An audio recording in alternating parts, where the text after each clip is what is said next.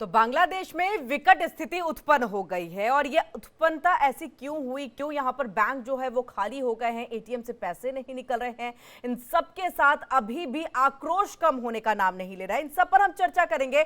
हमारे साथ Rakesh Tripathi ji, India daily के इनपुट एडिटर जो है वो जुड़ चुके हैं, उनसे हम बातचीत कर लेते हैं। हमारे साथ स्टूडियो में मौजूद है। सर, आपका बहुत बहुत स्वागत है राकेश जी। और राकेश जी, आपके साथ, क्योंकि हम बांग्लादेश की बात कर रहे हैं, हमारा पड़ोसी देश है, और इसके बाद क्योंकि वहां कुछ हलचल होती है, वहां के राजनीतिक उथल पुथल होते हैं, तो इसका इंडिया पर, भारत पर, हिंदुस्तान पर असर देखने को मिलता है। सबसे पहले अभी जो आर्थिक स्थिति बांग्लादेश की हो रही है, इस पर हम चाहेंगे कि आप थोड़ा अपनी रोशनी डालें, बताएं कि क्या वाकई हिंसा होने से ऐसी ही स्थिति जो है उत्पन्न हो जाती है, उसके बाद सब कुछ खाली, खाना, रोटी, कपड़ा, मकान कुछ नहीं मिलता? देखिए, अभी आपके टेलीविज़न चैनल पर जो भी स्क्रीन पर जो विजुअल्स चल रहे थे, मैं उन्हें देखकर बेसाख्ता मेरे मुंह से ये निकलने वाला था कि डेमोक्रेसी की ये कीमत होती है। कितनी बेशकीमत है डेमोक्रेसी, लोकतंत्र। आज नहीं है उस देश में तो देखिए क्या हाल है। आपके देश में है तो आप देखिए, आप दुनिया भर में आपकी अर्थव्यवस्था सबसे ठीक अभी मानी जा रही है जी।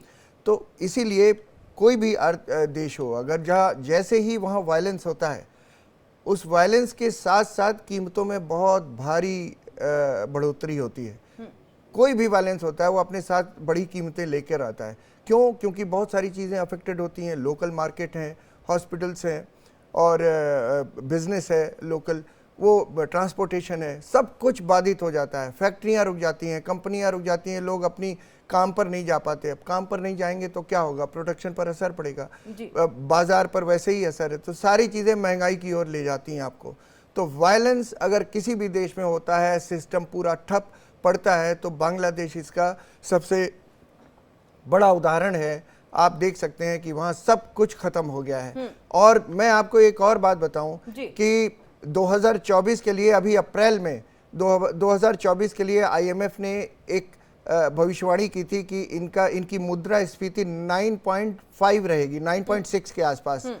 अब जब ये सब होगा तो आप सोचिए वो क्या रहने वाली है। आप 10 के ऊपर बड़े आराम से निकल गए। उदाहरण के तौर पर उतर करके सामने आ रहा है, लेकिन हम पाकिस्तान को ही देख लें, श्रीलंका को ही देख लें, ऐसी स्थिति, वहां से लोग गुजर रहे हैं, खाने के लिए पैसा नहीं है, सामान नहीं है, कुछ भी चीज आयात निर्यात, हर चीज पर असर पड़ गया है। उसके बावजूद ऐसी स्थिति क्यों? मतलब हिंसा, आपको नाराजगी जाहिर करनी है, प्रदर्शन करिए। हमारे भारत की भी अगर हम बात कर ले राकेश जी, जो हम देखते हैं कि नाराजगी होती है, वो तो किरण जी आप देखिए, जिस शख्स ने बांग्लादेश को आज़ादी दिलाई पाकिस्तान से, शेख मुजीबुर रहमान, वो उनकी मूर्तियों पर जब हमला हुआ तो वो देखकर ये समझ में आ गया था कि इनके दिमाग में अभी कुछ है ही नहीं।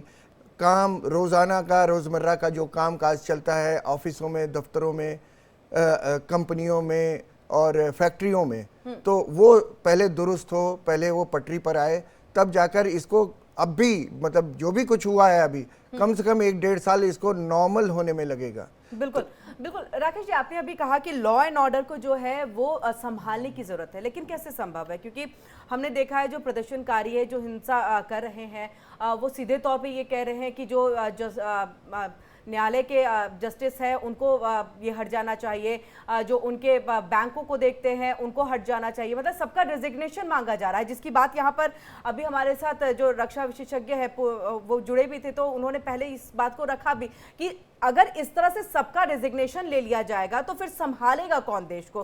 क्या सिर्फ मोहम्मद यूनुस के रहने से ही देश को संभाला जा सकता है? अंतरिम सरकार इतना कर सकती है? इतना संभव है?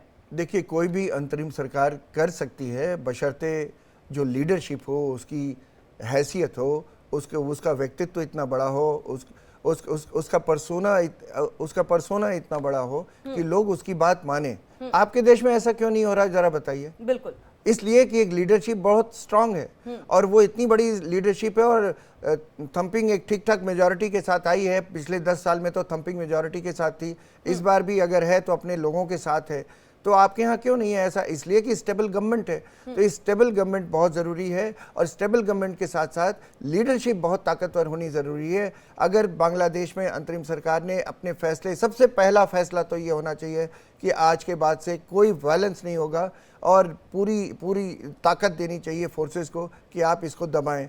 अगर ये रुक गया तो उसके बाद चीज़ें ठीक होने लगेंगी। उसमें भी अभी कम से कम साल 2 साल लग सकते हैं, जैसा मुझे तस्वीरें देखने पर लग रहा है। जी, और सीधे तौर पर अमेरिका पर निशाना साधा। इसके पहले पाकिस्तान, आईएसआई, इन सब पर आरोप लग रहे थे, इन सबको निशाना पे ले रही थी शेख हसीना। कह रही थी कि ये स्थिति उत्पन्न होने में इनका हाथ है, लेकिन अब सीधे तौर पर यह संदेश दिया गया है कि आप कट्टरपंथियों के इसमें झांसे में ना आए, आप छात्रों के शव पर सत्ता नहीं चला सकते हैं।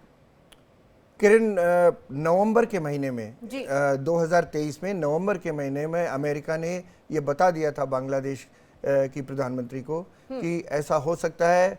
और जाहिर सी बात है, अमेरिका पूरी दुनिया में, समंदर में, दूसरे देशों में अपने सैनिक अड्डे चाहता है। ये द्वीप उसको इसीलिए चाहिए कि वहाँ उसके पानी के जहाज़ आकर रुकें और वहाँ पर रिफ्यूलिंग करके आगे बढ़ें। हर चीज़, हर जगह उसका अपना रुतबा हो। और ये इसीलिए अगर ये उसका सैनिक अड्डा बनने के लिए ओके कर देती, हाँ कर देती, तो शायद ये कुछ दिन और रहती। लेकिन जो दादा होता है मोहल्ले का, वो एक बार अगर आप उसके रौब में आ गए तो आपको हमेशा उसकी बात मानते रहना पड़ता है। तो शेख हसीना ने मेरा ख्याल से सही किया कि अगर उन्होंने उनकी बात नहीं मानी, और ये बात ठीक कह रही हैं वो, क्योंकि मुझे याद है कि नवंबर के महीने में अमेरिका ने ये कह दिया था कि अगर वो नहीं मानी तो देश में उथल पुथल हो सकती है। वो हो गई। और राकेश जी, अगर थोड़ा सा याद भी हम करें कि चाइना जब गई थी वहां से भी नाराज होकर के लौटी थी। जाहिर सी बात है, चाइना हो या अमेरिका, दोनों एक तरह से एक जो महाजन होता है गांव का, जो लोन देता है, दोनों उस तरह के लोग हैं। आप लोन ले लीजिए और फिर उन जो वो कहते हैं उनके हिसाब से करिए।